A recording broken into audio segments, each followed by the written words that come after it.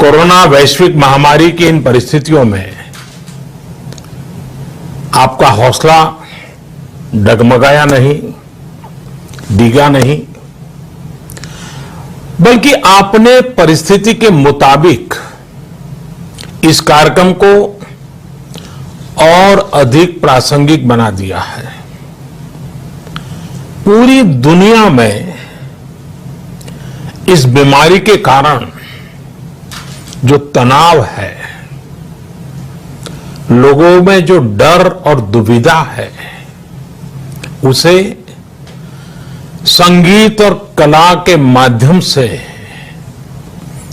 मरहम लगाया जा सके, इस दिशा में आपने इस साल के कार्यक्रम की थीम भी रखी है। साथियों, हम इतिहास में सुनते आए हैं, किस्से कहानियां में भी सुनते आए हैं कि पुराने समय में जब कोई युद्ध छिड़ जाता था तो राज्य के कवि, गायक, कलाकार वीर रस के गीत लिखते थे,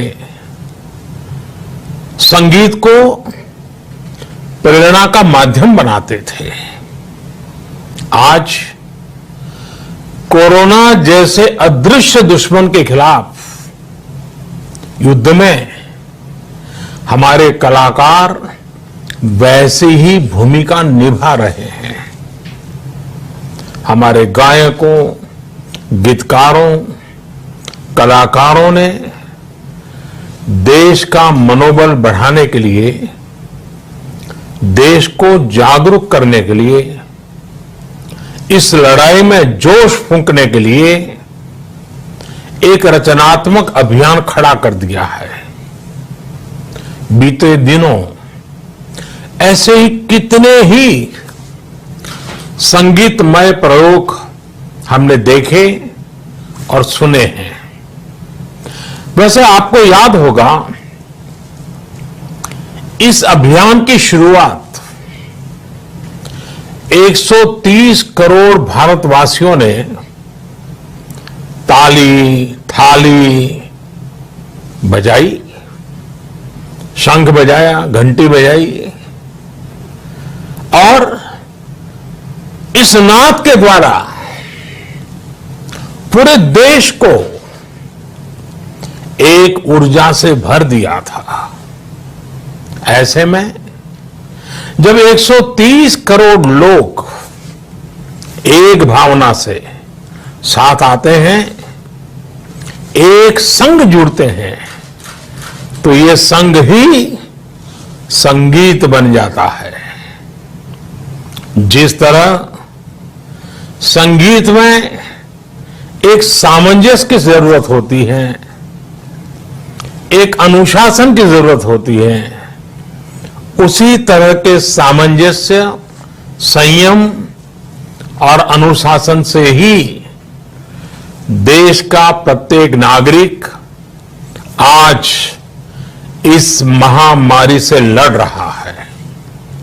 साथियों, अगर हम मानव जाति के इतिहास को भी सरसरी नजर से देखें तो एक बात कॉमन नजर आती है,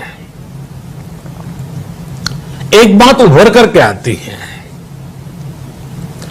हमारी जीवन यात्रा और विकास यात्रा को जोड़ने में संगीत और उत्सवों ने बहुत बड़ी भूमिका निभाई है। दुनिया के अलग अलग हिस्सों में उत्सवों के रूप रंग अलग रहे हैं और स्वाभाविक भी है। इनमें समय के साथ परिवर्तन भी आए हैं, लेकिन हर कालखंड में उत्सव उमंग का जन्मदाता रहा है। हमें उमंग से भर देने वाला रहा है। कोई भी आपदा पड़ी हो, विपदा विपत्ति रही हो, हर स्थिति में उत्सवों ने मानव सभ्यता को कठिन परिस्थितियों से बाहर निकालने में मदद की है। और हमारे देश में तो हर मौसम के लिए, हर ऋतु के लिए अलग अलग उत्सव, अलग अलग गीत, विविधता से भरा संगीत और लोकगीत रहे हैं। किसान जब खेत में बुआई करता है तो अलग गीत गाता है, फसल पकने पर अलग लोकगीत होते हैं, फिर फसल काटने पर अलग गीत गाए जाते हैं।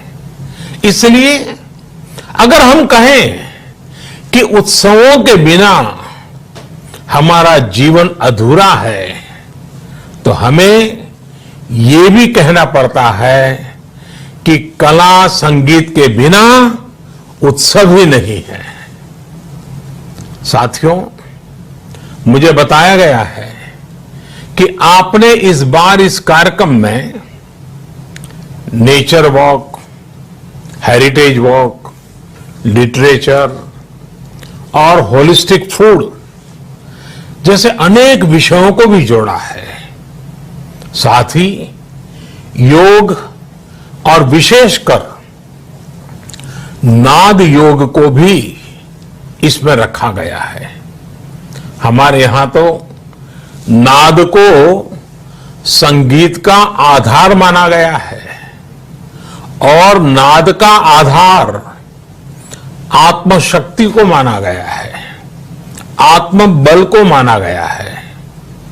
संगीत या योग, इसके माध्यम से जब हम अपनी आत्मशक्ति तक पहुंचते हैं तो ये नाद ब्रह्मनाद हो जाता है। यही कारण है कि संगीत और योग दोनों में ही मेडिटेशन और मोटिवेशन दोनों की शक्ति समाहित होती है। दोनों ही ऊर्जा के अपार स्रोत होते हैं।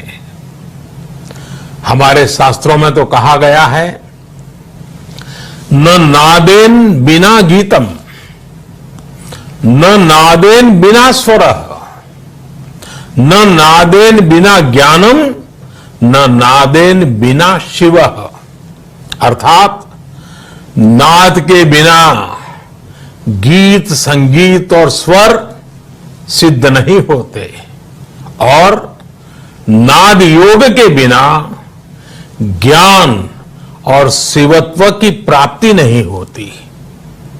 और शिवत्व का मतलब है आत्मकल्याण। शिवत्व का मतलब है मानवता का कल्याण। शिवत्व का मतलब है मानवता की सेवा। इसलिए हमारे यहां संगीत केवल अपने सुख का ही नहीं बल्कि साधना और सेवा का भी माध्यम रहा है। संगीत की साधना तपस्या का रूप रही है। इसी परंपरा पर चलते हुए हमारे देश में ऐसे कई महान संगीतज्ञ हुए हैं जो उच्च कोटि के साधक भी थे, तपस्वी भी थे। उन्होंने अपना पूरा जीवन मानवता की सेवा के लिए ही जिया। मुझे खुशी है कि संगीत की ये भावना आज भी देश में सुरक्षित है और ऐसे कई साधक, तपस्वी आज इस कार्यक्रम में उपस्थित है। साथियों, आज हमारा हर एक देशवासी अपने अपने तरीके से, अपनी अपनी क्षमता के मुताबिक सेवा के अभियान में लगा है। जिससे जो बन पड़ रहा है वो गरीबों की मदद के लिए, देश के लिए कर रहा है। संगीत और कला के माध्यम से आप भी सेवा की इस भावना को ही आगे बढ़ा रहे हैं। मुझे विश्वास है कि स्पीक मैके का ये डिजिटल कार्यक्रम भी देश के इस अभियान को एक नई दिशा देने का काम करेगा। ये डिजिटल कन्वेंशन प्राचीन कला संगीत का टेक्नोलॉजी के साथ ये तालमेल, ये फ्यूजन आज समय की मांग भी है।